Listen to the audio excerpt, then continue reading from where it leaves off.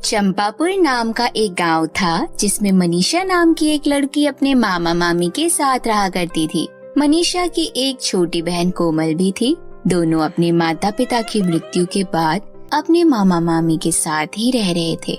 मनीषा के मामा कमलेश शहर के एक बड़े स्कूल में प्रिंसिपल थे और वो कभी कभार ही गर्मियों की छुट्टी में अपने घर वापस आया करते थे। कुछ दिन जब तक मनीषा के मामा मनीषा के साथ में घर पर रहे तो मनीषा की मामी ने उसका बहुत ध्यान रखा, परंतु जैसे ही मनीषा के मामा शहर नौकरी के लिए चले गए, मनीषा की मामी कल्याणी ने उन पर अत्याचार करना शुरू कर दिया।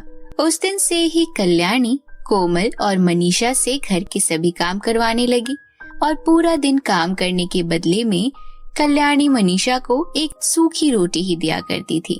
इस तरह दोनों बहनें उसी सूखी रोटी को खाकर सो जाया करते थे। मनीषा स्वभाव की बहुत ही सीधी सादी थी, वहीं कल्याणी एक अत्याचारी और निर्दयी औरत थी। मनीषा के मामा शहर से घर चलाने का खर्चा भेज दिया करते थे, जिस वजह से मनीषा की मामी को घर चलाने में कोई दिक्कत नहीं आती थी। मनीषा को अपनी मामी के साथ जैसे तैसे गुजारा करना पड़ रहा था, क्योंकि वह मनीषा को भरपेट खाना भी नहीं दे रही थी और जो कुछ भी मनीषा के मामा जी शहर से भेजते वह कल्याणी अपने पास ही रख लिया करती थी। कल्याणी कोमल और मनीषा को बिल्कुल भी पसंद नहीं किया करती थी और मनीषा को बात बात पर मारा करती थी। साथ ही साथ कोमल पर भी बहुत अत्याचार करती थी। कल्याणी अपनी रसोई घर को ताले में बंद रखती थी। मामी जी 100 रुपए दे दीजिए, कोमल बहुत रो रही है, मैं उसके लिए नई सस्ती सी फ्रॉक ला दूं। हाँ हाँ क्यों नहीं, तेरे घर वाले नोटों की बोरियां रख जाते हैं यहाँ पर, क्यों ना तुझे मालकिन ही बना दो इस घर की। जाती है या अभी लगाऊं खींच कर तेरे गाल पे। मामी जी मैं अपने लिए थोड़े ही मांग रही हूँ, कोमल के लिए मांग रही हूँ। उसके कपड़े बहुत पुराने और फट गए हैं। मैं पूरा दिन घर के काम करती हूँ और बदले में आप मुझे और मेरी बहन को 2 वक्त की रोटी और पहनने को एक जोड़ी कपड़े भी नहीं देती। आप ही बताइए मैं क्या करूँ। अच्छा इतनी जुबान चलने लग गई है तेरी, रुक अभी बताती हूँ तुझे। इसके बाद कल्याणी मनीषा की मार लगाती है। यह सब कोमल भी देख लेती है, परंतु वो अपनी बहन के लिए कुछ नहीं कर पा रही थी। इसके बाद मनीषा रोते रोते अपने कमरे में चली जाती है। कोई बात नहीं दीदी, आप मामी जी से कुछ भी मांगने मत जाया करो। मैं फटे पुराने कपड़े ही पहन के ही रह लूंगी और आधी रोटी ही खाकर रह लूंगी। इस तरह दिन निकल रहे थे। एक दिन कोमल कल्याणी के कमरे की सफाई कर रही होती है कि तभी गलती से उससे एक गुलदस्ता टूट जाता है। तभी वहाँ से गुजर रही कल्याणी सब देख लेती है और उसे कोमल की इस हरकत पर बहुत गुस्सा आता है। इसके बाद कल्याणी कोमल की बहुत पिटाई लगाती है और मारते मारते उसकी हालत खराब कर देती है। दूर खड़ी मनीषा यह सब देख रही होती है, परंतु वह कुछ नहीं कर सकती थी। दीदी मामी बहुत बुरी है, वो हमें बिल्कुल भी प्यार नहीं करती है। इसके बाद मनीषा अपनी छोटी बहन को जैसे तैसे समझा बुझाकर शांत करवा देती है। एक दिन कल्याणी की एक पड़ोसन उसके घर आती है और कहती है, नमस्कार मिसेस राठौर, कल हमारी लाडली बेटी डॉली का बर्थडे है, आप सभी उसके जन्मदिन में जरूर आना और हाँ उन दोनों छोटे बच्चों को भी ले आना। ठीक है मैं जरूर आऊंगी। इसके बाद वह पड़ोसन वहाँ से चली जाती है और कल्याणी कविता के पास जाती है और कहती है, यह ले, यह मेरी महंगी बनारसी साड़ी है, इस पर प्रेस कर दे, यह कल मुझे जन्मदिन में पहनकर जानी है। ठीक है मामी जी, मैं अभी कर देती हूँ। मामी जी क्या मैं अपने और दीदी के कपड़े भी प्रेस कर लूँ? क्यों, तेरी बारात आ रही है? तुम दोनों चुपचाप घर पर ही रहकर बचा कुचा खाना खा लेना। डॉली के जन्मदिन में केवल मैं ही जाऊंगी, समझी? इस तरह अपनी मामी जी के मुंह से भला बुरा सुनकर कोमल प्रेस करने चली जाती है। कोमल कपड़ों पर प्रेस कर रही होती है कि तभी उसका ध्यान कल्याणी की कड़वी कड़वी बातों पर चला जाता है और वह कुछ सोचने लगती है। कोमल की नजर हटते ही कल्याणी की वह साड़ी जल जाती है। कोमल जैसे ही साड़ी की तरफ देखती है वो घबरा जाती है और उसे डर लगने लगता है। जलने की बदबू सूंघते हुए कल्याणी वहाँ आ जाती है। कल्याणी अपनी साड़ी को जला हुआ देखकर गुस्से से लाल हो जाती है और गुस्से से कोमल के पास जाती है। जब से इस घर में आई है कुछ अच्छा तो हुआ नहीं, बस मनहूसियत ही फैलाती रहती है। मेरी तो किस्मत ही खराब है, जिस दिन से तूने इस घर में कदम रखा है मेरे घर की तरक्की ही रुक गई है। इस तरह कल्याणी कोमल को सुनाने का एक और मौका नहीं छोड़ती और उसको दिन भर ताने देती रहती। इसी तरह दिन निकल रहे थे।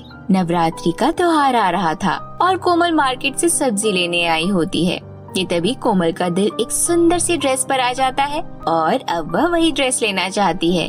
परंतु कोमल के पास एक भी रुपए नहीं थे, इसलिए वह चुपचाप घर आ जाती है। जब यह बात घर आकर कोमल अपनी बड़ी बहन मनीषा को बताती है तो मनीषा मन ही मन अपनी बहन के लिए वो ड्रेस खरीदने का फैसला कर लेती है। एक दिन सही समय देखकर मनीषा कल्याणी के पास जाती है और कहती है, मामी जी, क्या आप मुझे 500 रुपए देंगे? वो रामनवमी का त्योहार आ रहा है, मैं इस बार कोमल को एक सुंदर सा लहंगा देना चाहती हूँ।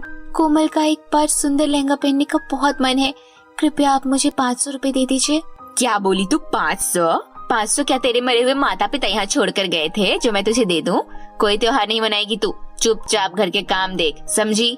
यह सुनकर मनीषा को बहुत दुख होता है, परंतु वह कुछ नहीं कहती।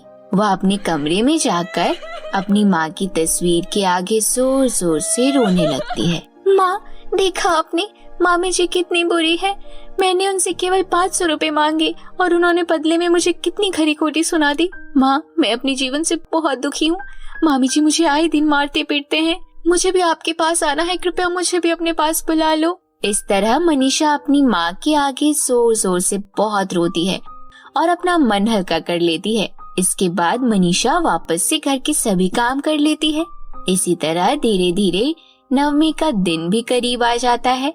रामनवमी से एक रात पहले मनीषा के सपने में उसकी माँ आती है और कहती है, मेरी प्यारी बेटी, मुझे माफ कर दे जो मैं आज तेरे साथ नहीं हूँ, परंतु तू चिंता मत कर, मैं स्वर्ग से तेरे ऊपर नजर बनाए हुए हूँ।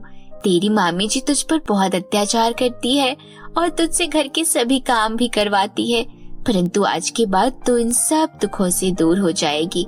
मैं तुझे एक जादुई लहंगे के पेड़ का रहस्य बता रही हूँ। गांव से 2 किलोमीटर दूर घने जंगल के बीचों बीच एक नदी है।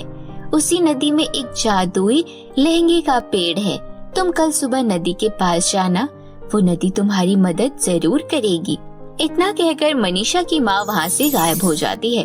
अगली सुबह जब मनीषा सोकर उठती है तो उसे अपनी माँ का सपना याद आता है। मनीषा बिना देरी किए सुबह सुबह उस नदी की तरफ चली जाती है। बहुत दूर चलने के बाद मनीषा जंगल के बीचों बीच आ जाती है और उसे वह जादुई लहंगे की नदी दिखाई देती है। पास जाकर मनीषा देखती है कि वहाँ तो सच में एक जादुई लहंगे का पेड़ नदी के बीचों बीच लगा हुआ है।